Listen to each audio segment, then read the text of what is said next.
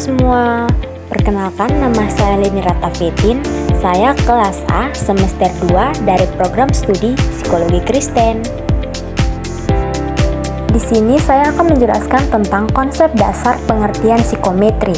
Psikometri adalah cabang ilmu seperti dari psikologi yang berkaitan dengan teori dan teknik pengukuran aspek-aspek psikologis seperti kemampuan, sikap, kepribadian, dan kecerdasan. Psikometri berfokus pada penyusunan, penggunaan, dan evaluasi alat ukur psikologis seperti tes psikologi, kuesioner, dan skala penilaian. Nah, yang kedua adalah latar belakang dan tujuan psikometri. Psikometri lahir dari kebutuhan dalam psikologi untuk mengukur fenomena psikologis secara objektif dan kuantitatif. Psikometri mulai berkembang pesat pada abad ke-19, dipelopori oleh tokoh-tokoh seperti Francis Galton yang membahas tentang pengukuran individual difference dan Albert Binet yang membahas tentang pengukuran kecerdasan.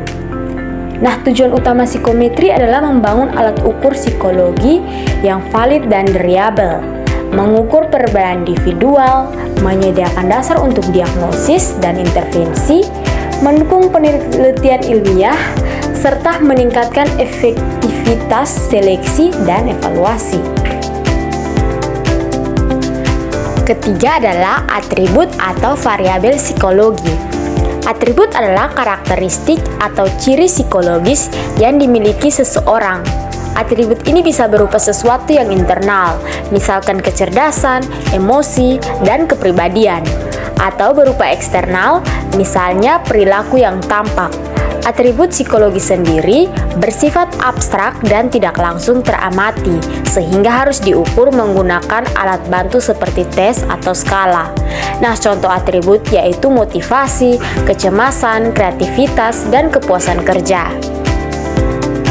Nah, variabel adalah atribut yang dapat diukur dan diubah-ubah nilainya antar individu atau dalam individu itu sendiri dari waktu ke waktu.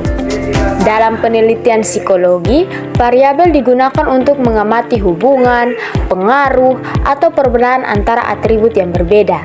Variabel bisa berupa variabel bebas atau independen, yaitu faktor yang mempengaruhi, dan variabel terikat atau dependen, yaitu faktor yang dipengaruhi. Contoh variabel yaitu tingkat stres, skor kecerdasan, dan tingkat kepercayaan diri.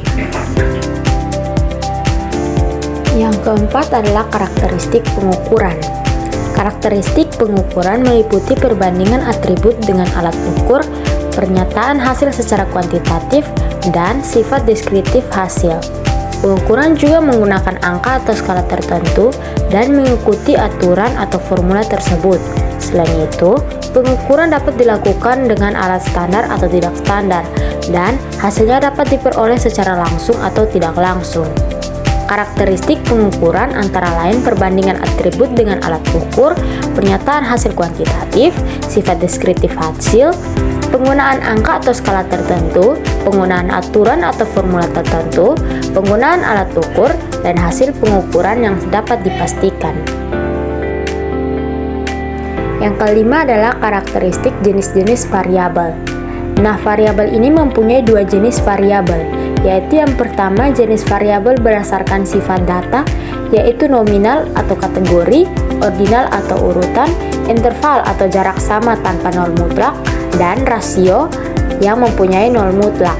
Dan yang kedua adalah variabel berdasarkan peran, yaitu variabel bebas atau variabel X, dan variabel terikat atau variabel Y. Yang keenam adalah tes psikologi. Tes psikologi adalah alat ukur yang distandarkan dan dirancang secara ilmiah untuk mengukur atribut atau karakteristik psikologis individu seperti kecerdasan, kepribadian, emosi, sikap, atau kemampuan. Yang ketujuh adalah jenis-jenis tes psikologi. Nah, jenis-jenis tes psikologi yaitu yang pertama tes inteligensi atau tes EQ yang mengukur kemampuan kognitif umum seperti logika, memori, pemecahan masalah, dan penalaran. Yang kedua, tes kepribadian yang mengukur pola pikir, emosi, dan perilaku yang relatif stabil dalam diri seseorang. Tes kepribadian ini terdiri dari dua bentuk, yaitu tes objektif yang menggunakan skala pilihan dan tes proyektif yang menggunakan stimulus ambigu. Yang ketiga, tes bakat. Tes bakat ini mengukur kemampuan potensial seseorang dalam bidang tertentu, digunakan untuk penjurusan atau seleksi pekerjaan. Yang keempat, tes minat. Nah, tes minat ini mengukur kecenderungan atau preferensi individu terhadap aktivitas atau bidang tertentu. Tes minat ini cocok untuk pemilihan jurusan atau karir. Jenis tes psikologi yang kelima adalah tes prestasi, yang mengukur tingkat penguasaan pengetahuan atau keterampilan seseorang yang telah dipelajari. Tes ini umumnya digunakan di lingkungan pendidikan, contohnya digunakan ketika ujian sekolah. Tes yang keenam adalah tes psikologi klinis. Tes ini digunakan untuk diagnosa gangguan psikologis yang mengukur aspek seperti depresi, kecemasan, atau gangguan mood. Jenis tes psikologi yang ketujuh atau yang terakhir adalah tes neuropsikologi.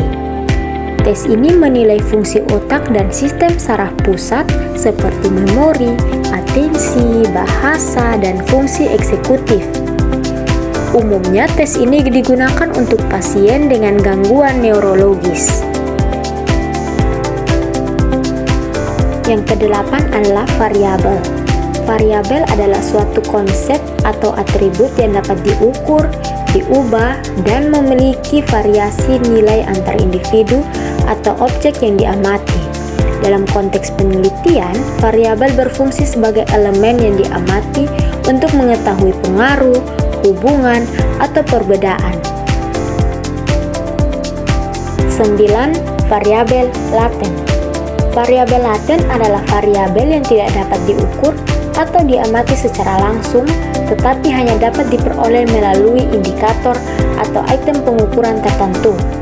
Variabel ini umumnya merepresentasikan konstruksi psikologis abstrak seperti kecerdasan, kepribadian, atau motivasi.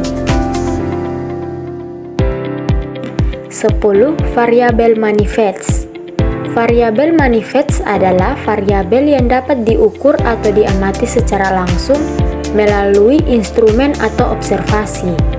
Variabel ini merupakan indikator nyata yang digunakan untuk mengukur variabel laten atau variabel yang bersifat abstrak. 11. Pengukuran variabel laten. Variabel laten tidak dapat diukur secara langsung, sehingga pengukurannya dilakukan melalui indikator-indikator yang dapat diamati atau variabel manifest. Proses ini melibatkan instrumen psikologi seperti skala atau kuesioner, serta metode statistik tertentu. Adapun langkah-langkah pengukuran variabel laten. Yang pertama, mendefinisikan konstruksi laten, misalnya stres akademik. Yang kedua, kembangkan indikator atau variabel manifest. Contoh itemnya, saya merasa tertekan menghadapi ujian.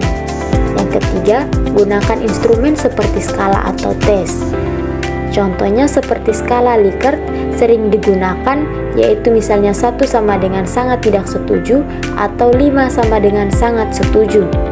Yang keempat, uji validitas atau reliabilitas untuk memastikan bahwa indikator benar-benar mencerminkan variabel laten.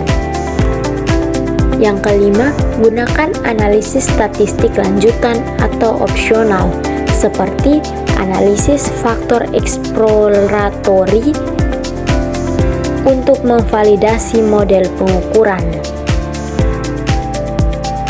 12. Pengukuran nominal.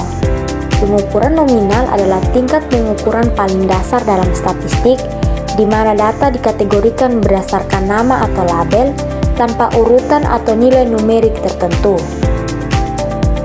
Pengukuran nominal mempunyai ciri-ciri, yaitu yang pertama, hanya menunjukkan perbedaan kategori, bukan urutan atau besar kecil. Yang kedua, tidak memiliki nilai numerik, yang berarti angka hanya sebagai label. Yang ketiga, tidak bisa dilakukan operasi matematis seperti penjumlahan atau rata-rata. 13. Pengukuran ordinal. Pengukuran ordinal adalah jenis pengukuran yang menyusun data dalam urutan atau peringkat tertentu, tetapi jarak antar peringkat tidak harus sama atau diketahui secara pasti. Ciri-ciri pengukuran ordinal adalah: yang pertama, membandingkan urutan atau tingkatan antar kategori. Yang kedua, tidak menunjukkan berapa besar perbedaannya antar peringkat.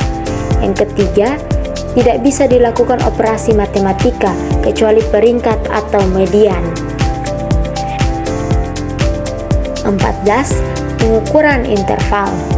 Pengukuran interval adalah skala pengukuran yang menyusun data secara berurutan dan memiliki jarak atau interval yang sama antar nilai tetapi tidak memiliki nol mutlak. Ciri-ciri pengukuran interval yaitu: yang pertama, memiliki urutan atau ranking. Yang kedua, memiliki jarak antara angka yang tetap dan sama besar. Yang ketiga, tidak memiliki nol mutlak atau nol tidak berarti ketiadaan. Dan yang keempat, bisa melakukan operasi matematika seperti penjumlahan dan pengurangan, tetapi tidak bisa dikalikan atau dibagi. 15. Pengukuran rasio. Pengukuran rasio merupakan tingkat pengukuran tertinggi dalam skala pengukuran, di mana data memiliki urutan, jarak antar nilai yang sama, dan yang paling penting memiliki nol absolut atau nol mutlak, yang berarti benar-benar tidak ada nilai dari atribut yang diukur. Ciri-ciri pengukuran rasio atau pengukuran tingkat tertinggi adalah: yang pertama, memiliki urutan atau peringkat. Yang kedua, memiliki interval yang tetap. Yang ketiga, memiliki nol mutlak atau nol sama dengan tidak ada. Yang keempat, dapat dilakukan semua operasi matematika dari tambah, kurang, kali, ataupun bagi. Yang terakhir atau yang ke-16 yaitu teori tes klasik. Teori tes klasik adalah pendekatan dalam psikometri yang menyatakan bahwa skor yang diperoleh seseorang dari suatu tes terdiri dari dua komponen utama, yaitu X sama dengan T tambah E, di mana X sama dengan skor yang diperoleh, T sama dengan skor sejati, E sama dengan kesalahan pengukuran, yang berarti skor yang diperoleh sama dengan skor sejati tambah kesalahan pengukuran. Adapun tujuan dari teori tes klasik, yaitu yang pertama, menilai keandalan atau reliabilitas suatu tes. Yang kedua, mengetahui sejauh mana skor mencerminkan kemampuan sejati seseorang. Dan yang ketiga, memperbaiki kualitas alat tes berdasarkan kesalahan pengukuran.